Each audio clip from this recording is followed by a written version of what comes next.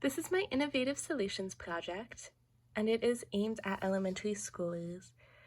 This addresses mood disorders, including bipolar disorder and the many forms of depression. All types of stigma are addressed by this project, including structural stigma, self-stigma, label avoidance, and public stigma. The causes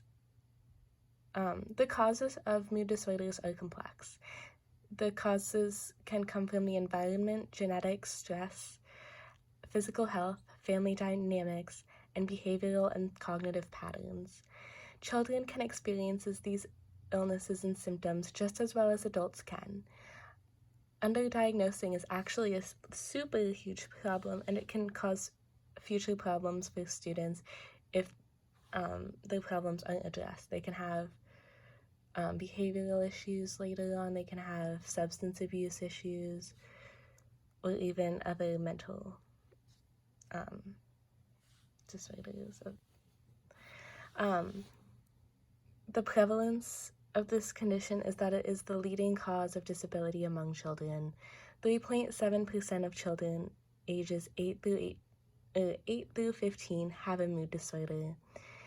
14% of 13 to 8-year-olds develop a mood disorder, while 4.7% of them have a severe disorder.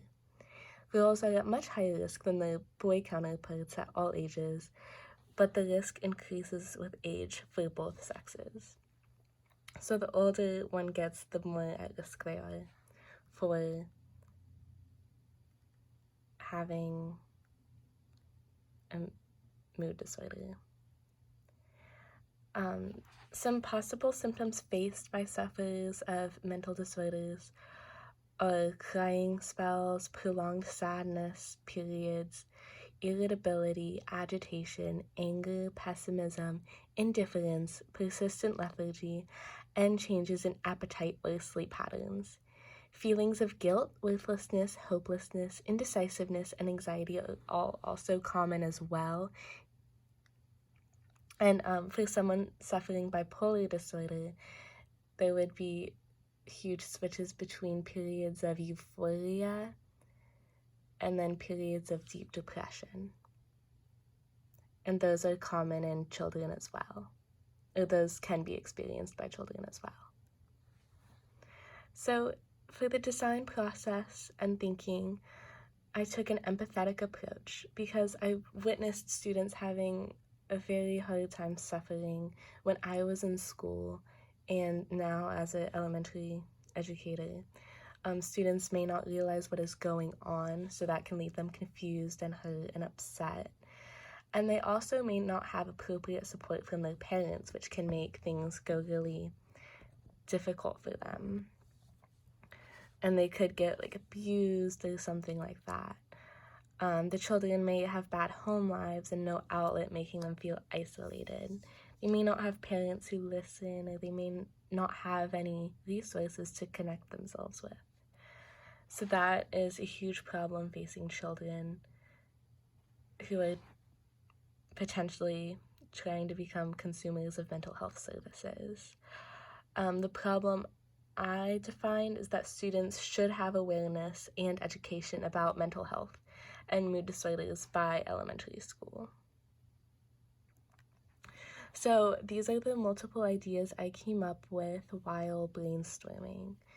So I thought of assemblies, presentations, informative workshops, and I made sure to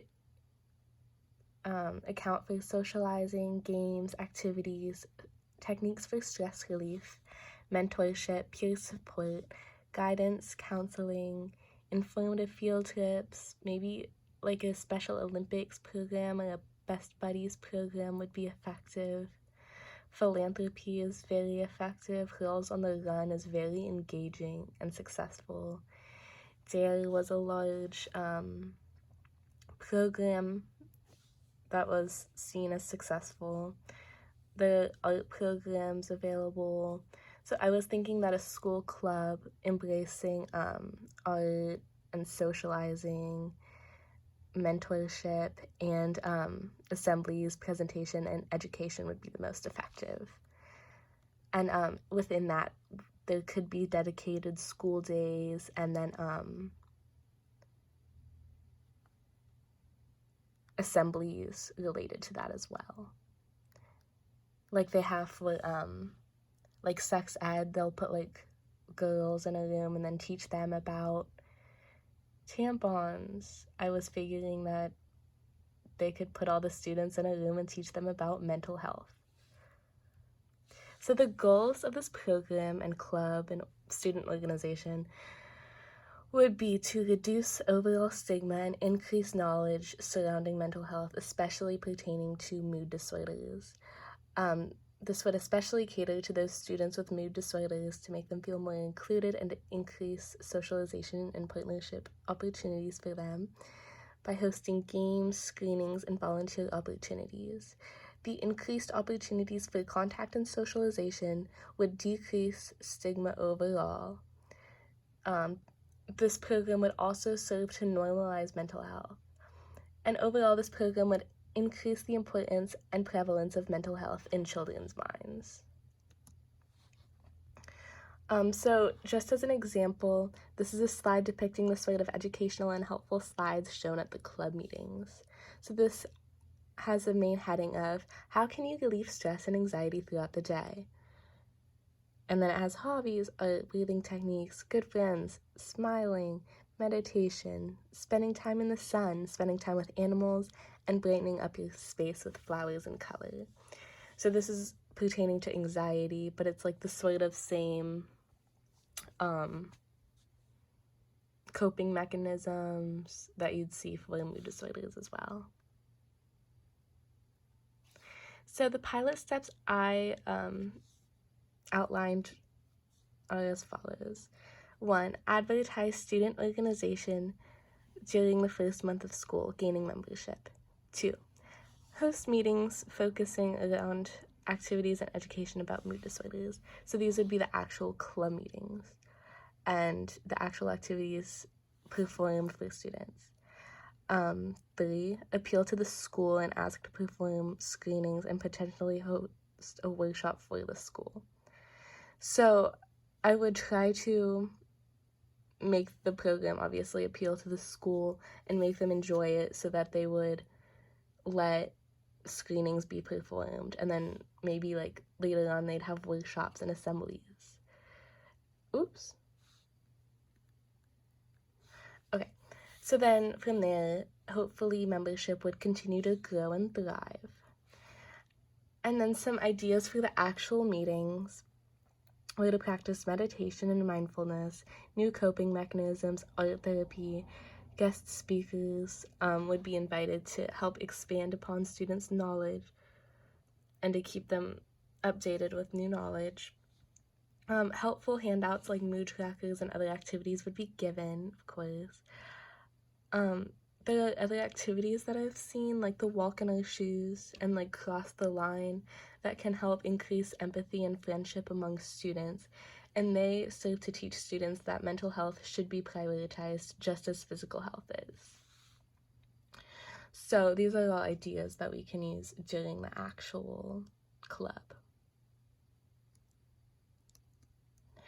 So this innovation is quality, because there is actually no age-appropriate, fully encompassing resource for elementary schoolers to reach out to based in mental health. This is specifically targeted for elementary age levels and only pertains to outreach and support. There are things that only pertain to outreach and support, but there's nothing that is fully encompassing. There are hardly any resources, and there's not a consistent education of mental health. There's just a consistent lack. And this would be informative. There would be opportunities for lifelong friendship. There would be education, volunteer opportunities, support systems, and there would be a heightened sense of community in the school. This should serve to effectively decrease all types of stigma, because people would feel less bad about themselves and then realize that it is normal and common and that it's nothing to be ashamed of. So that would reduce self-stigma. Public stigma would be reduced because the other students would see that it's nothing to be scared or ashamed of.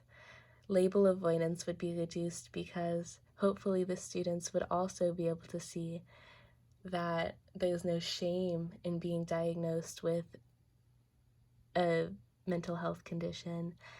And then structural stigma would hopefully be impacted because one of the ideas for a meeting was to get civically involved by writing letters to government, influencing legislation